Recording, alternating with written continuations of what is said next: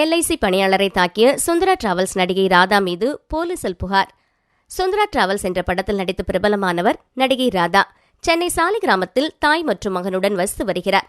இவருக்கு LIC agent Muralikrishnan என்பவருடன் அறிமுகமான போது இவருடன் சேர்ந்து ரியல் எஸ்டேட் தொழில் செய்து வந்த ராதாவிடம் பிட்காயினில் பணம் முதலீடு செய்தால் அதிக பணம் கிடைக்கும் என்று ஆசை வார்த்தை கூறி 2 வருடங்களுக்கு முன்பு முரளிகிருஷ்ணனின் நண்பரிடம் ரூபாய் 90,000 முதலீடு செய்ததாக கூறப்படுகிறது.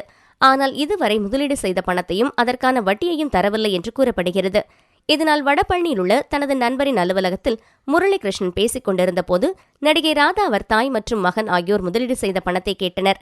அப்போது அவர்களுக்குள் வாக்குவாதம் முற்றவே கோபமான நடிகை ராதா முரளிகிருஷ்ணனை தாக்கியிருக்கிறார். இதில் தடுமாறி விழுந்த கிருஷ்ணனின் தலையில் அடிபட்டு மருத்துவமனையில் அனுமதிக்கப்பட்டிருக்கிறார்.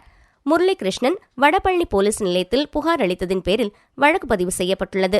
இவர் ஏற்கனவே தனது வீட்டு பக்கத்தில் ஒரு நபருடன் சாலையில் நடந்து செல்லும்போது வாக்குவாதம் முற்றி அவரை தன் மகனுடன் சேர்ந்து தாக்கியதாக போலீஸ் நிலையத்தில் ஏற்கனவே நடிகையின் மேல் புகார் அளிக்கப்பட்டுள்ளது.